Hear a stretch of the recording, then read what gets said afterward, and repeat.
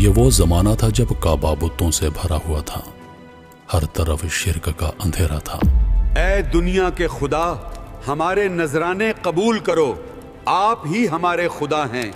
मक्का के सरदार अबू जहल और अबू लहब और कुरैश के बड़े लोग अपनी जिद और तकब्बुर में डूबे हुए थे।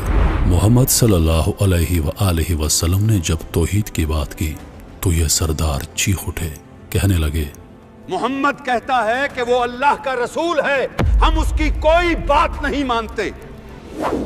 वो हमारे बूतों की तौहीन करता है, कहता है ये सब बेकार हैं। इंसान जिद में था, सरदार अना में, और मक्का का माशरा गुमराही में डूबा हुआ था। लेकिन उन सब के दरमियान एक और मखलूक थी जो ना कुरैश के जिद में थी, ना सरदारों की अना में, वो सिर्फ सच की तलाश में थी। वो थी जिन्नात की जमात। जब कुरान की आवाज गूंजी तो वहीं से उनकी तलाश खत्म हुई और हिदायत का दरवाजा खुल गया।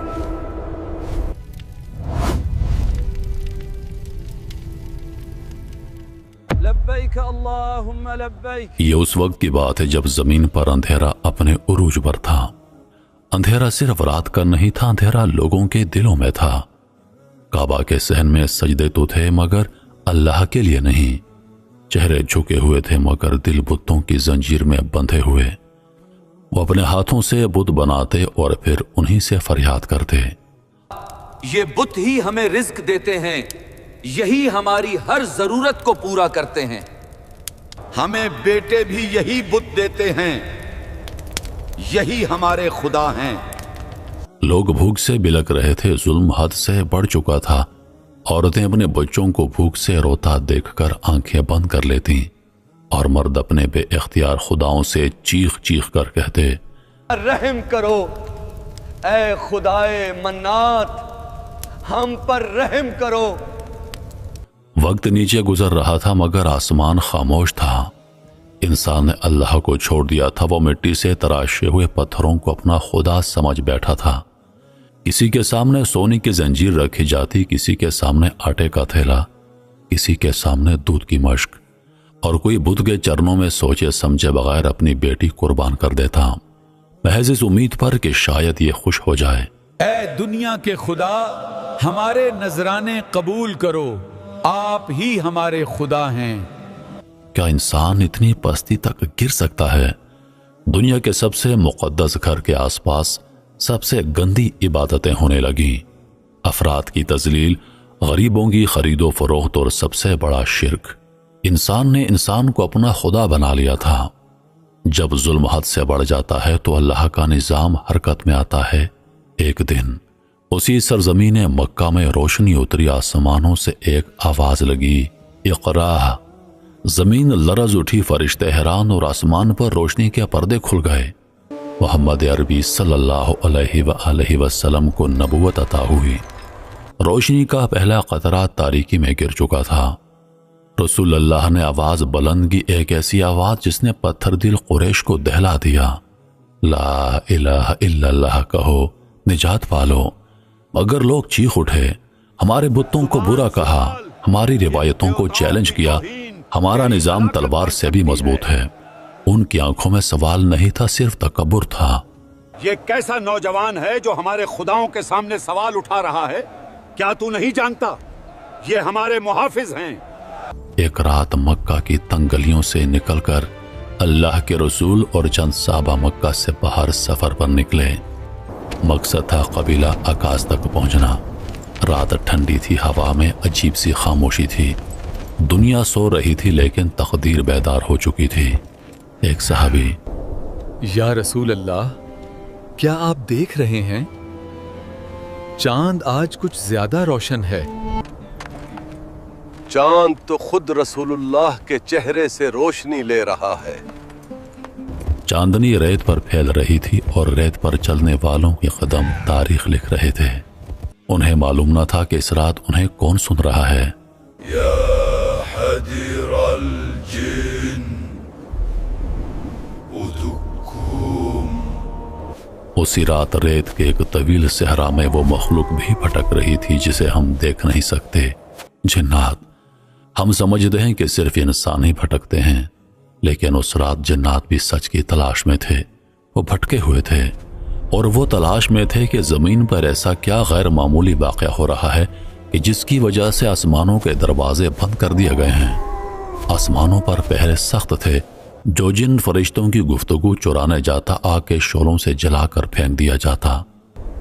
ہم آسمان سے خبر سنتے تھے، اب کیوں نہیں سن پا رہے؟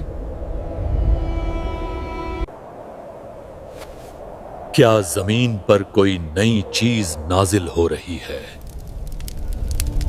پہلے ان کے لیے آسمان کھلا تھا، وہ اوپر جاتے، فرشتوں کی باتیں سنتے اور زمین پر واپس آ کر جادوگروں، کہانوں اور نجومیوں کو خبریں دیتے، مگر اب ان کے ہر راستے پر آگ کے محافظ کھڑے تھے۔ آسمان پر ایک نیا قانون نافذ ہو چکا تھا، وحی کا آغاز ہو چکا تھا، اور جب وحی نازل ہونا شروع ہوتی ہے تو آسمان کے دروازے بند ہو جاتے ہیں اور آسمانی رازوں کی حفاظت بڑھ جاتی ہے۔ جنات جمع ہوئے، ایک نے کہا زمین پر ضرور کوئی عظیم واقعہ ہو رہا ہے، ایسا واقعہ جس نے ہماری دنیا بدل دی ہے۔ دوسرے نے کہا ہمیں جاننا ہوگا، ہمیں تلاش کرنی ہوگی کہ وہ کون ہے جس کی وجہ سے آسمانوں کے دروازے بند ہو گئے۔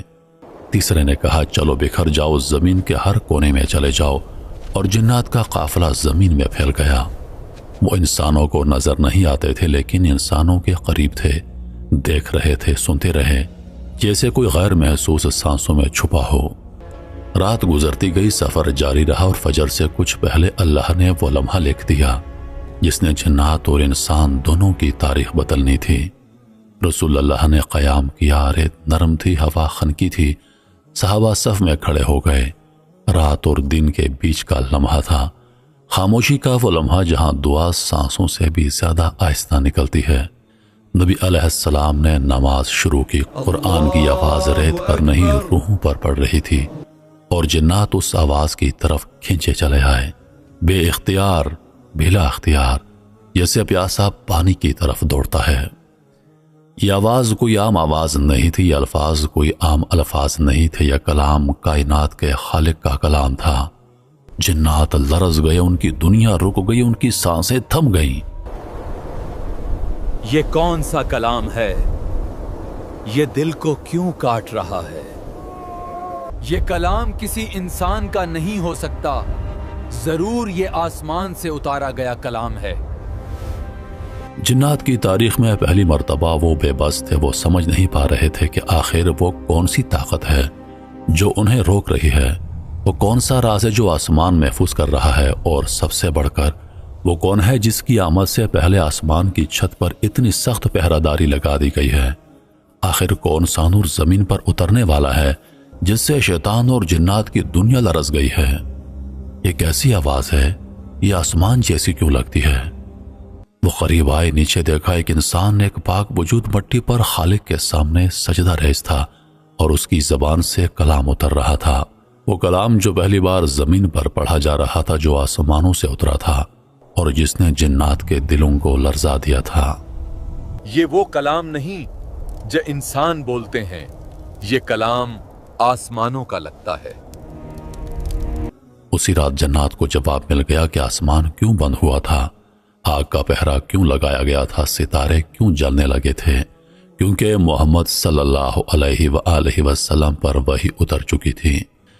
جنات کے قدم جمی ہوئی ریت پر جیسے پتھر بن گئے تھے، ان کے وجود سے ساکت سانسیں جیسے کسی نے چھین لی ہوں۔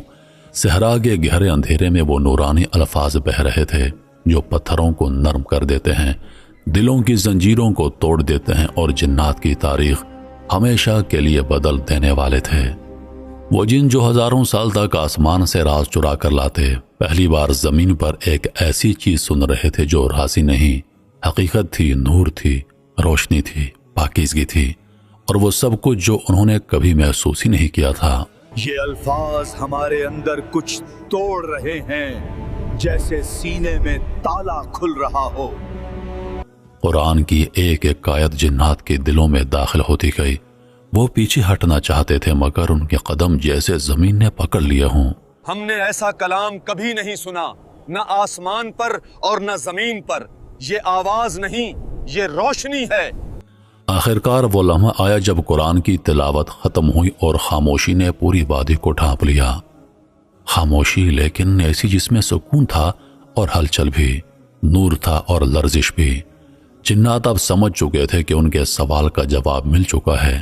آسمان اس لیے بند تھا کیونکہ محمد صلی اللہ علیہ وآلہ وسلم زمین پر آ چکے تھے۔ چلو جلدی لوٹ چلو، ہمیں اپنی قوم کو بتانا ہے کہ زمین پر کیا اتر چکا ہے۔ وہ فوراً اپنی پوری قوم کی طرف روانہ ہوئے۔ ریت پر تیز رفتار دوڑ، ہواؤں کی سرسراہٹ اور قدموں کے گرد کے بگولے، ان کے دلوں میں وہی جملہ دھڑک رہا تھا، ہم نے ایک عجیب قرآن سنا ہے۔ تم لوگ آسمان کے دروازے بند ہونے کا سبب جاننا چاہتے تھے، ہم کو پتہ چل گیا۔ عرب کے قریش قبیلے میں رسول آ چکے ہیں، ان کا نام محمد ہے، وہ سچے رسول ہیں۔ وہ جن جو کبھی تکبر کی پہاڑیوں پر کھڑے تھے، آج قرآن کے سامنے جھک چکے تھے۔ جن کی زندگی کا مرکز صرف طاقت تھی، آج ان کے وجود کی بنیاد بدل چکی تھی۔ یہ قرآن صرف انسانوں کے لیے نہیں، جنات کے لیے بھی اترا تھا۔ جب نبی کریم صلی اللہ علیہ وآلہ وسلم نے تلاوت مکمل فرمائی تو جنات ایک دوسرے سے کہنے لگے، خاموش رہو، غور سے سنو، یہ وہ کلام ہے جو ہم نے کبھی سنا نہ تھا۔ آپ صلی اللہ علیہ وآلہ وسلم کی تلاوت ختم ہو چکی تھی۔ جنات آپ کے قریب آ کر عرض گزار ہوئے، اے محمد، ہم نے عجیب قرآن سنا ہے جو دل میں اترتا ہے، ہم اس پر ایمان لاتے ہیں۔ ہم گواہی دیتے ہیں کہ آپ اللہ کے سچے رسول ہیں۔ نبی کریم صلی اللہ علیہ وآلہ وسلم نے ارشاد فرمایا، تم اپنے قوم کے پاس واپس جاؤ اور ان کو خبردار کرو، انہیں دعوت دو کہ وہ بھی اسی اللہ پر ایمان لائیں جو تمہارے اور میرے رب ہیں۔